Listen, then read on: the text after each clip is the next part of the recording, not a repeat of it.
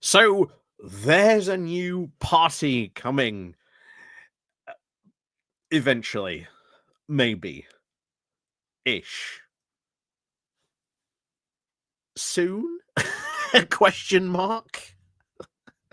Um, it is, of course, funny to talk about the new parties on the right. You've now got a new party led by Rupert Lowe. There's also now a party being led by Ben Habib as well, which again is funny on its own uh, spectrum as well, because that will end up splitting the right wing vote in some way. You saw, of course, that Rupert Lowe has a surprising, shocking amount of support from the Reform people. I don't understand why, but there you go. So inevitably, he will steal some votes from Reform in some way. Ben Habib will also probably steal some votes. Questionable, of course, how much at this point in time when they've never really been electorally tested or put up against Reform UK. So the answer of how effective they will be, of course, is up in the air, in question, shall we say. So this is now where we come to talking about what Jeremy Corbyn said and what the MP Zarah, I can't remember what her second name is, Zarah Sultana, I think it is. I'm probably messed up her second name, but I think it's Zara something. I can't remember what it is now. But yeah, we'll just call her Zara. Yeah, there has been some interesting reporting on that, to say the least. And I would not, again, for my own personal satisfaction, be, averse to reporting on some of that stuff. So what, of course, eventually happened was she announced she was quitting the Labour Party in this big long post, and that she will be joining Jeremy Corbyn in this new party, but she will be joining as co-leader. To which some of the reporting, Corbyn did not take this well, apparently. Neither did apparently some other people involved in this, because they were quite surprised that she was going to be co-leader. And it seems that she quit basically in this way to try and force herself into that co-leadership position. Jeremy Corbyn, meanwhile, when he sort of responded to that, did not confirm that she would be co-leader, just that she would be welcomed to the party, but wouldn't be co-leader, which, again, I find quite funny. But meanwhile, of course, this does now mean that at some point there will be a Jeremy Corbyn party. What it will be, we don't know. But there are, once again, another couple of other supposedly left-wing parties in the offing. We briefly mentioned, I think, Arise in passing a couple of weeks ago. I think that might have been one of my Patreon and YouTube membership videos that we briefly mentioned that. But it is interesting that the biggest freak out about this, even though we've all been told, oh, this is really going to hurt Labour. This is really going to hurt Labour. The biggest freak out has come from actually the Greens, because you've got to remember, Zack is himself a Corbynite, a Corbynista. And a lot of his people he's pulled into the party or got to build stuff for him, well, they're all Corbyn supporters. And now Jeremy Corbyn's building his own party. What do you think happens to all that?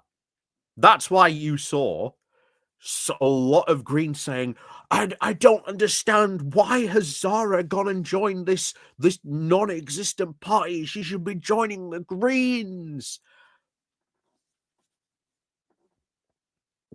It was, I'm not going to lie, kind of funny. Even Zack tweeted out about this, saying, oh, wow, a new party. Oh, wow, we'll just have to see how this all turns out, and if you look below the comments on it, every single person is telling him, well, we know how this turns out. It splits the vote. And especially as Zack's entire pitch to like the left is, I am the new Messiah. I am the new Jeremy Corbyn. Come and join the Greens. Meanwhile, of course, why would you go for ex-hypnotist Zack Polanski when you can have Jeremy Corbyn in the flesh? And you've got to remember, Corbyn still has a very cult-like following. They will follow him into that party. So this new party really is not a problem for Labour. It is a problem for whatever new party and system that Zack Polanski is building that now are going to be competing against each other, which again puts his entire project at risk in the Green Party.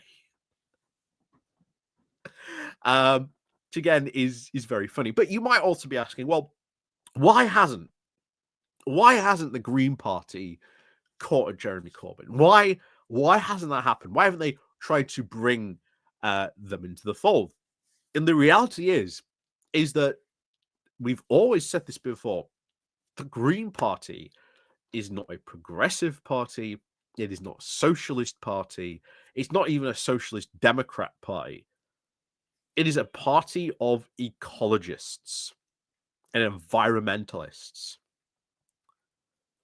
And part of their appeal, they realized, well, oh, maybe we should be doing some more stuff in politics. And that happened to be, most of the time, end up being, progressive. Now, of course, their still main, focus is the environment. Environmentalism. That is still the main core focus of their party. If you may remember, we covered, was it 2024? After the Greens for HS2 lost, we went over that big blog post where it talked about, look, if the Greens ever really want change, they're going to have to ditch 60% of their membership who are firmly like in the environmentalist sector part. This is what Zack Polanski is going to try and do. And he's going to make, I think, a very foolish mistake should he win and come out and declare that the Greens are now a socialist party. Which, bear in mind, does not sell well. Because remember, Adrian Ramsey, Ellie Charles, where did they win their seats? In ex-conservative areas. Do you think all those voters, especially in the areas where they came second in those ex-conservative areas, do you think they're going to vote for a socialist party because they didn't vote for Jeremy Corbyn the last two times when he was Labour leader? Do you think they're going to turn around and start voting for the Green Party in its new socialist identity?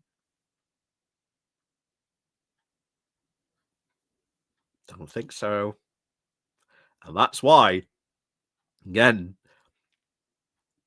in the Green OG chat, they've been freaking out about this as well. Or saying, why isn't Zack approaching Zarah, trying to get her to come and join the Greens instead? Why isn't he having these conversations with her? Why isn't he engaging with Jeremy Corbyn? Because he wants to be the new Jeremy Corbyn. I don't know if people really understand that, but that's his entire aim, really. But anyway, let me know what you think about all this, because this is honestly, I think, not going to end well in many ways, especially when Zack went out on Twitter and said, oh, well, we'll have to see how this new party does and what happens. And everyone below the comments is going, we know what happens, Zack. It splits the vote. I like.